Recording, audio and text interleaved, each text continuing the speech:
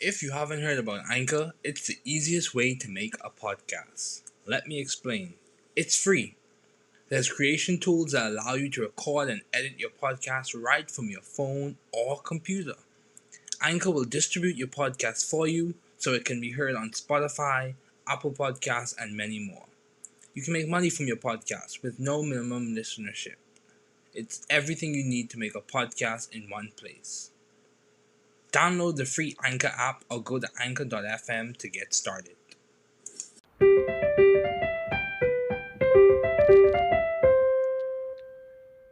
Welcome to the New Chemist.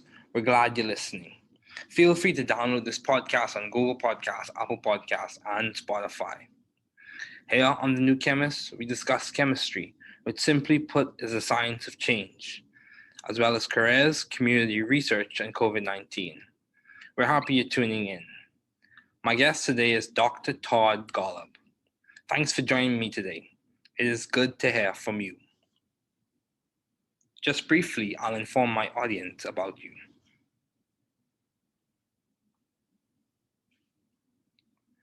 Dr. Todd Golub is a founding core member of the Broad Institute of Harvard and MIT, and serves as the Institute's Chief Scientific Officer and Director of its Cancer Program.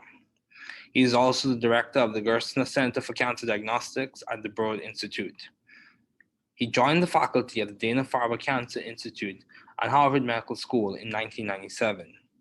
At the same time, he served as the leader of cancer genomics at the Whitehead Institute and MIT Center for Genome Research, which evolved into the cancer program at the Broad Institute, which he has directed since 2004. Dr. Golub is currently the Charles A. Dana Investigator in Human Cancer Genetics at the Dana-Farber Cancer Institute and Professor of Pediatrics at Harvard Medical School. He is the recipient of multiple awards, including the Erasmus Hematology Award, the Richard and Hinda Rosenthal Memorial Award, and the Outstanding Achievement Award from the American Association for Cancer Research, the Paul Marks Prize for Cancer Research, the E. Med Johnson Award from the Society for Pediatric Research, and the Judson Darland Prize for Outstanding Achievement in Clinical Investigation from the American Philosophical Society. Dr. Golub has served in the scientific advisory boards of numerous organizations, including serving as chair of St. Jude's Children's Research Hospital and the board of scientific advisors of the National Cancer Institute. Please welcome Dr. Todd Golub.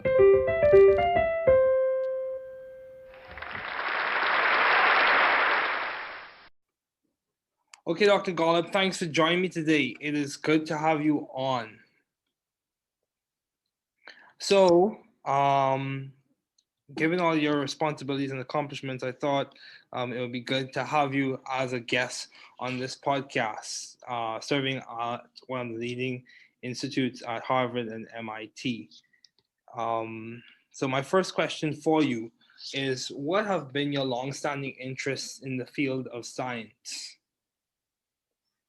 Well, first, David, it's great to participate in your podcast. It's great that you're doing this, and I'm happy to be here. So I have had a long-standing interest in this interface between medicine and basic science, and that just continues to get more and more interesting as more opportunities for translating what we're learning in basic science labs into the clinic are availing themselves. It's just really an exciting time for an opportunity to have real impact of science on patients. Okay, yeah, that's good. That's good. So, along with that, in that same realm, my question to you is, given all your responsibilities and accomplishments, how do you maintain view of the bigger picture in your career and in your life in general? Like, how do you see the forests amidst the trees? How do you see like the entire periodic table, even though you have to deal with different elements or whatever the case may be? How do you see or maintain view of the bigger picture, especially when you face obstacles and challenges?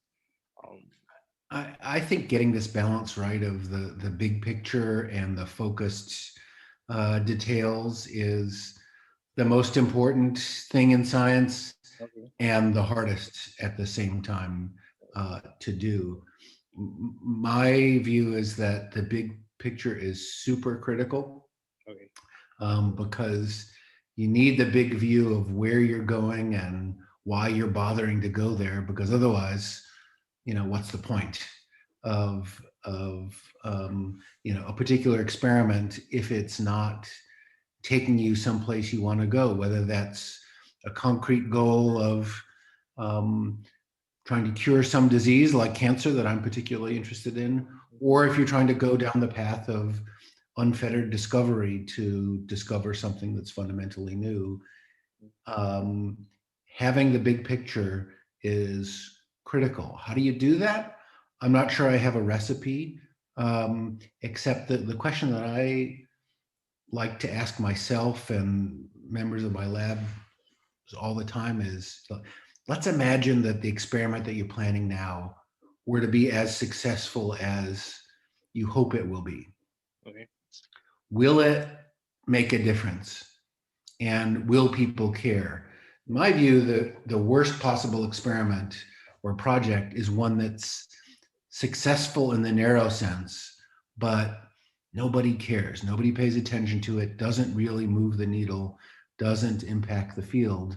And so there we shouldn't be so excited about a project that is, you know, successful in some way, but doesn't really advance the field. I'd rather strike out and not be successful on a really important project that has the potential to matter than do something that just doesn't make any difference.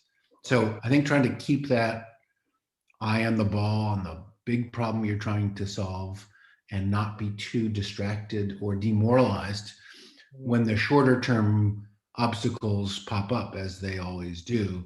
Yeah. The goal isn't to solve the short term obstacles and problems. The goal is to solve some bigger picture question and persevere through the roadblocks that get in your way.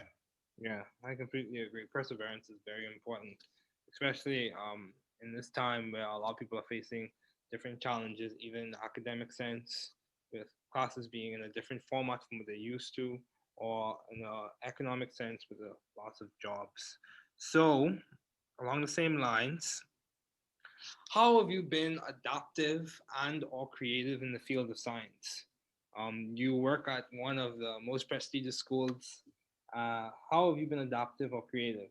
What project that you are currently working on, or have worked on? What project would you say has been like the hallmark of your creativity, if you had to label one as such? Yeah.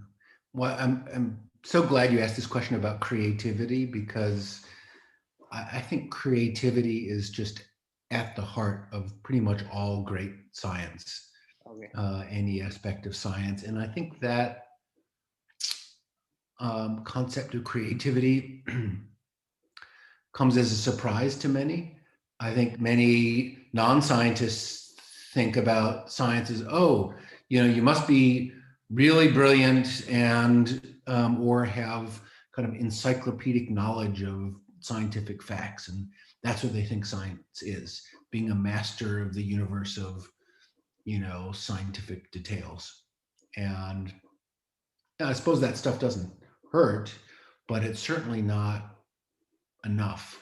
And so I think of what's most important in science is what you said, and that's creative thinking, thinking about a new approach to an old problem.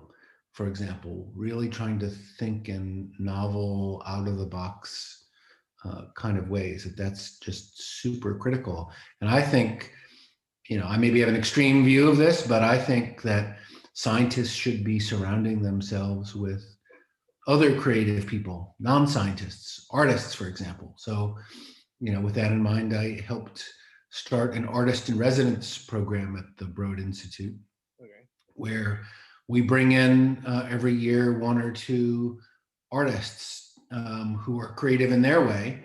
They're trying to look at the world through a new lens Mm-hmm.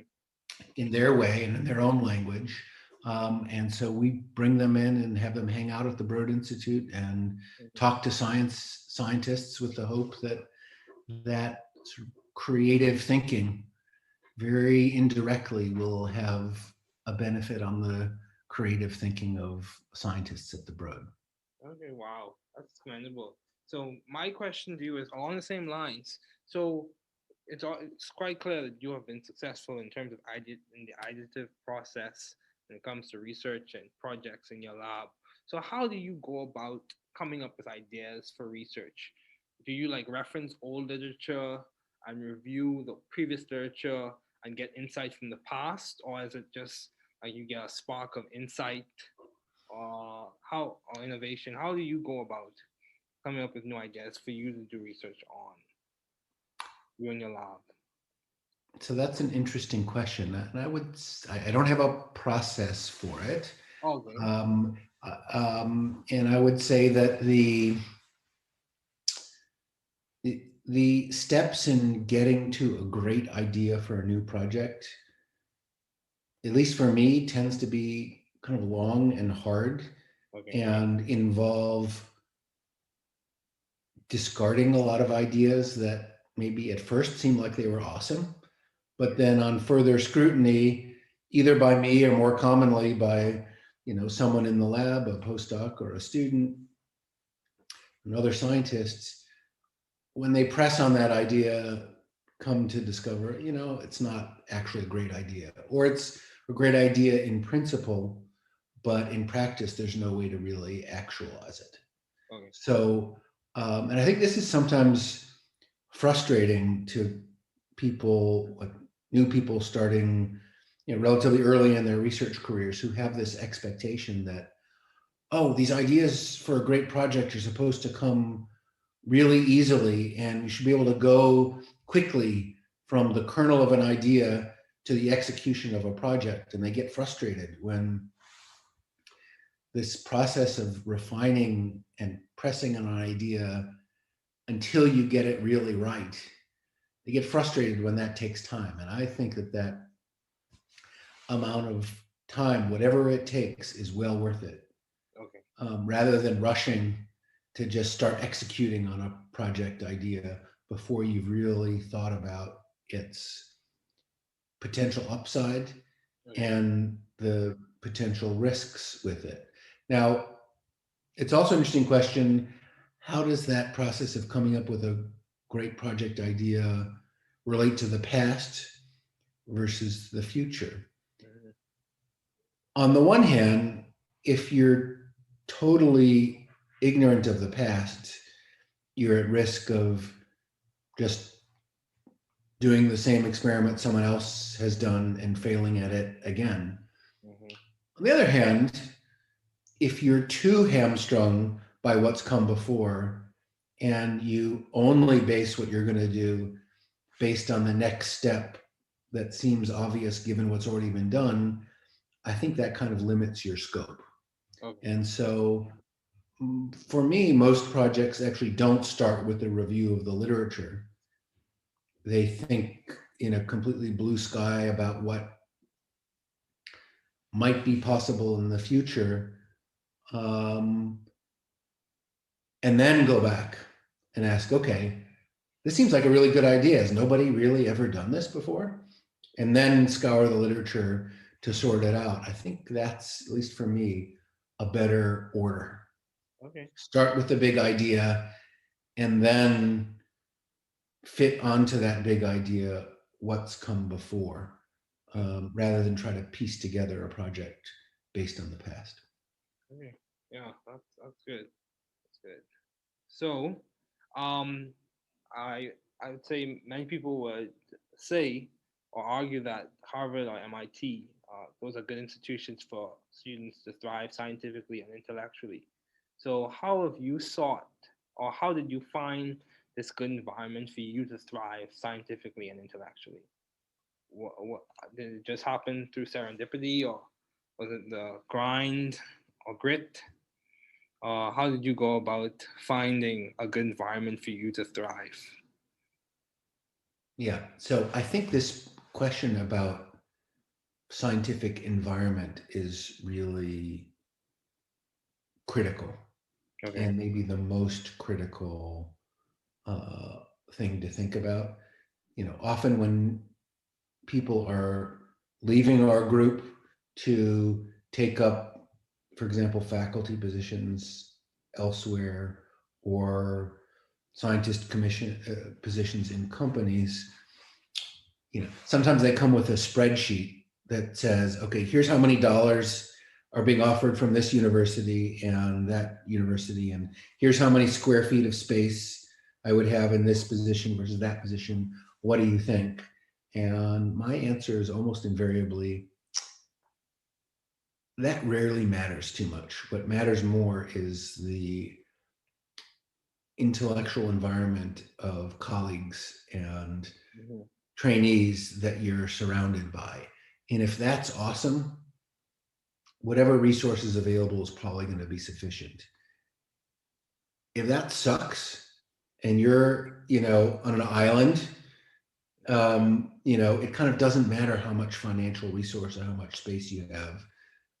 It's going to be tough going. So I think this scientific environment question of being, the environment in which there's a collaborative spirit and a critical mass of scientists who are thinking about some similar questions, but not in the identical way.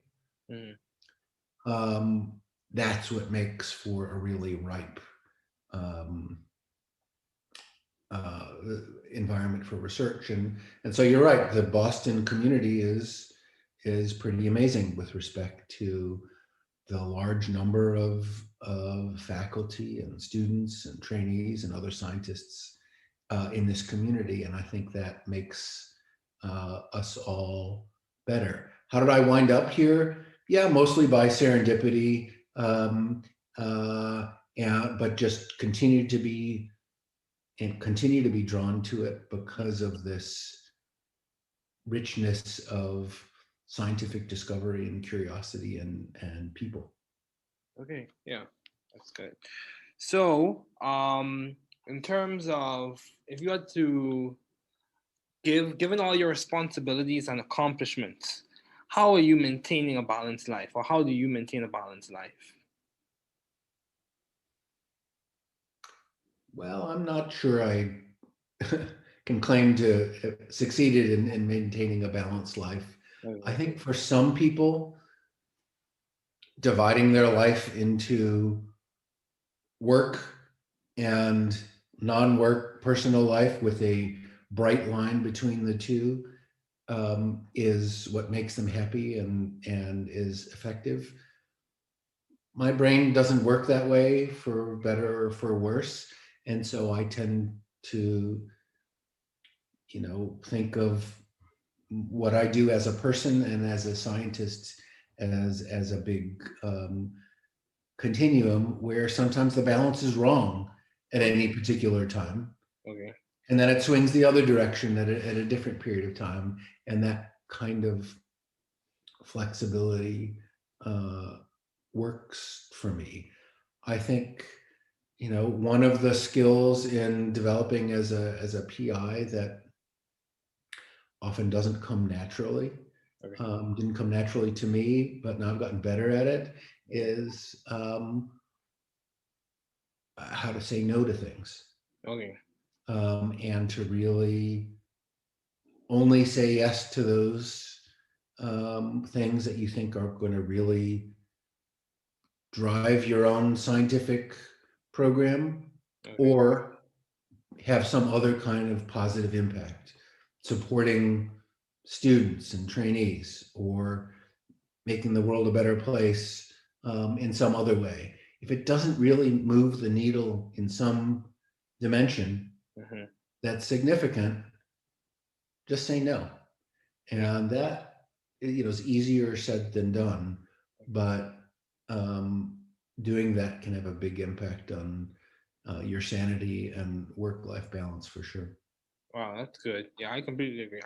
For me personally, as a graduate student, like I'm still figuring out balance myself. So I completely agree. Sometimes balance is a dynamic process. It's not I have achieved it or I have reached it completely. So, um, I after reviewing your profile and seeing all the work that you've done and the impact that you've made, I would say by many standards, people would say you have been successful as a professor in the field. So, what would you attribute to your success? What has been the guiding factor or the impetus on which you have been so successful as a professor? Yeah, I'm not sure, but I would say that for me, the key to success is um, keeping focused on trying to make progress on a really big and important set of problems and being open to taking that on with colleagues together to solve a really important problem rather than focusing on what am I going to do myself as a professor or as a lab head. Okay. Because I think if you can think of the world in that way, it turns out you can take on projects and problems that are much more important when Okay. you do it collectively and collaboratively and focus on solving the problem rather than doing it just focused on your own lab. And that's been, I think, useful for me to keep that in mind.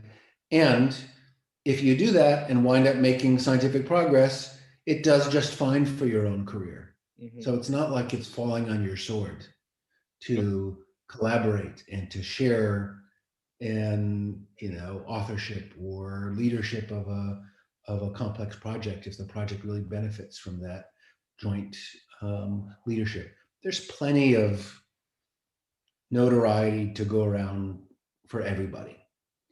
And so that's what I try to keep in mind. If you keep your eye on the goals and take the approach that you're going to do whatever is needed to solve those problems Mm-hmm. for the field and ultimately for patients, everything will turn out fine.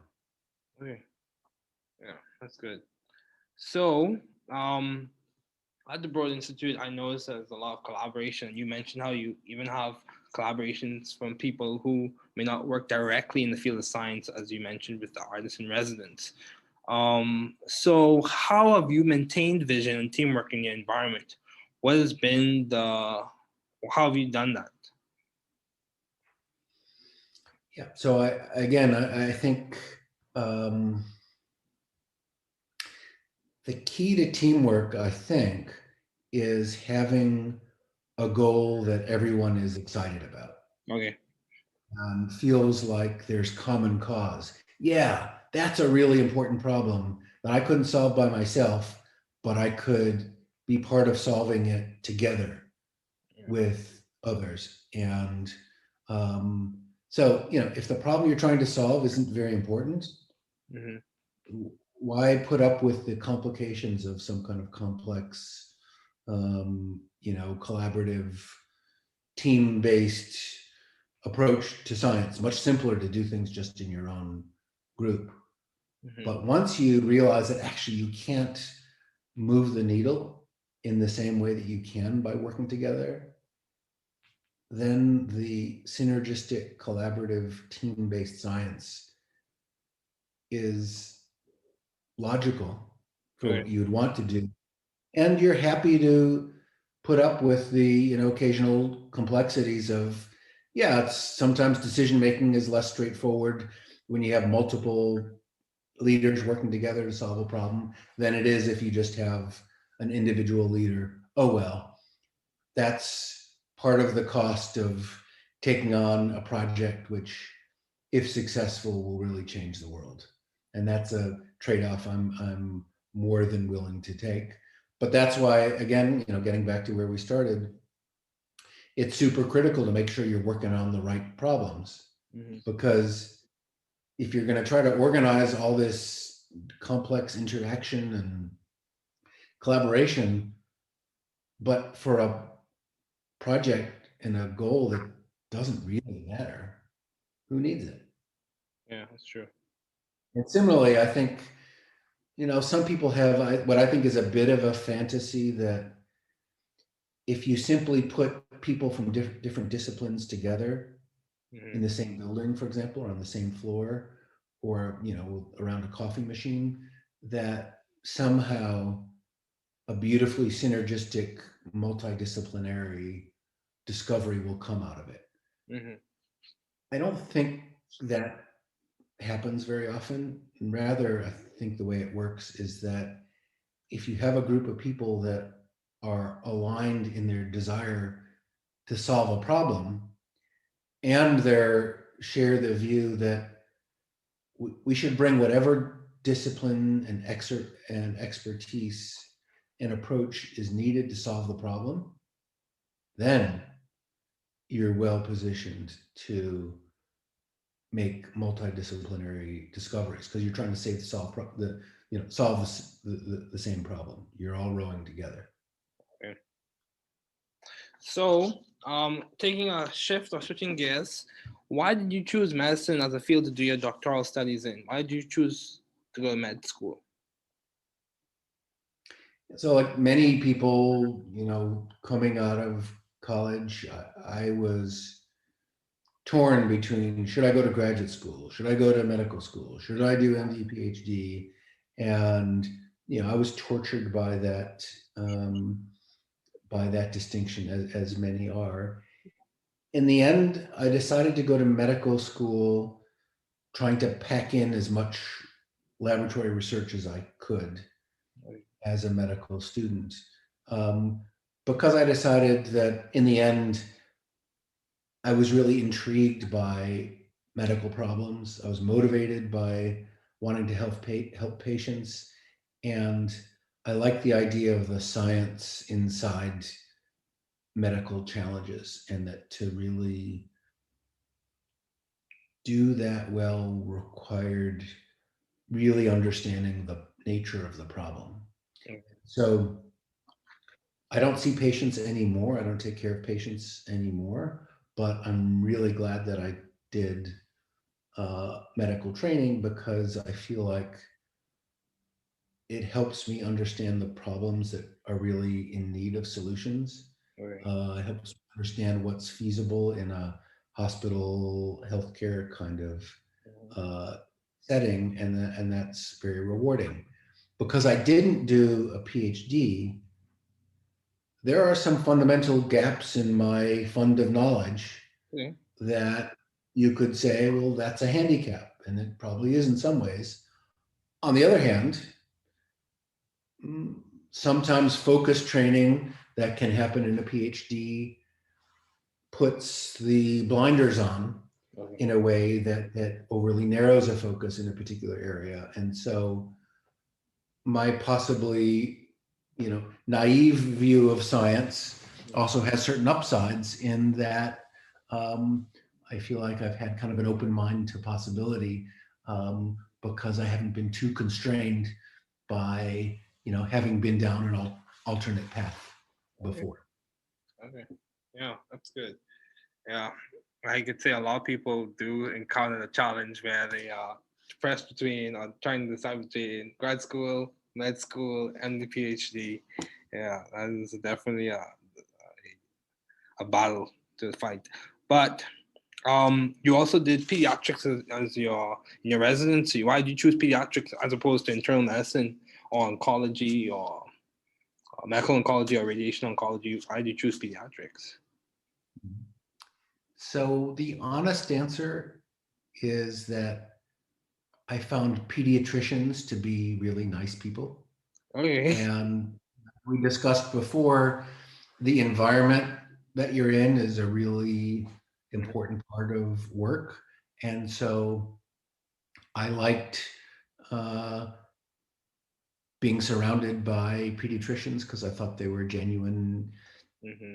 nice people, tend to have, compared to other medical disciplines, perhaps not as big an ego as others. And that kind of appealed to me. And of course, I liked interacting with kids and young families. And, um, I like the experience of helping young parents through really difficult emotional challenges, independent of the medicine and the science behind it.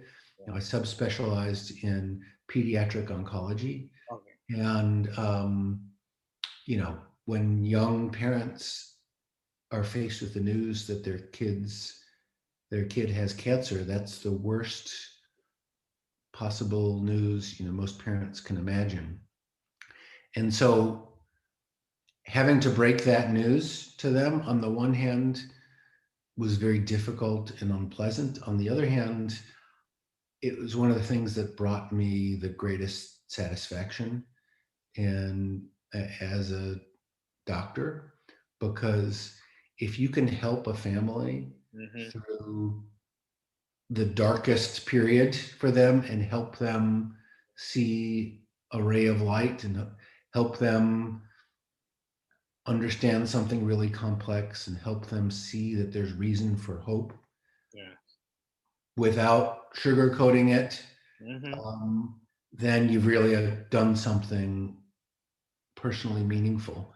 And that brought me a lot of pleasure. And so in an ironic way, that aspect of, you know, delivering bad news Mm-hmm. is something I miss, because doing that well, I think, can be such a help to patients and families, and doing that poorly, is awful. And so that was a skill I enjoyed developing. Yeah. Yeah. Yeah.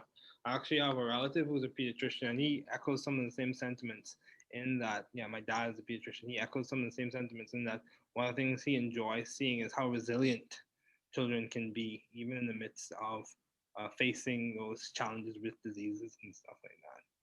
Yeah. No, So, their kids are amazing, both emotionally, mm-hmm. in what they often unfortunately have to endure, and medically, they're amazingly resilient. Their bodies are amazingly resilient and adaptive, and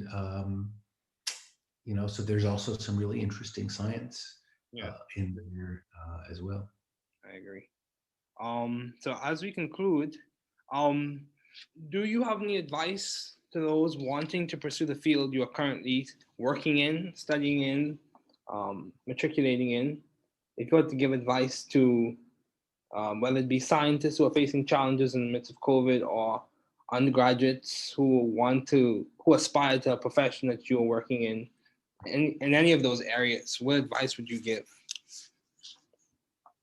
I would say that to remind everyone to think about impact, Okay. and how what can you do with your life that will maximize your impact in a field, on the world, and then do whatever it takes to have that impact. If you're heading down a path that in science that feels like, even if in the short term it's successful, the impact is minimal, that's not great. And Mm-hmm. it's worth stepping back and asking, what could I be doing in a different direction that can't guarantee big impact? Because if you want guarantees, you're not going to have big impact. The guaranteed successes gives you incremental success. It doesn't give you the really dramatic impact that I think we'd all like to have. And so that means being willing to take on some risk, and I think that's okay and good. But just make sure that the potential for big impact is there, because if it's not, you should be using your talent and your brilliance and your creativity and your motivation and hard work. You should be putting all those skills to work on something more important. I agree.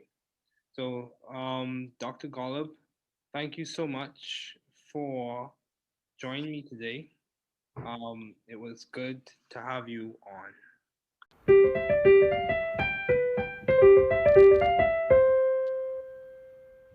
Thanks for listening. We're glad you were able to tune into this podcast. Once again, this is The New Chemist, where we discuss chemistry, which simply put is the science of change, as well as the other sciences, careers, community, research, and COVID-19. Thanks again for listening. Note, the views on this podcast represent those of my guests and I.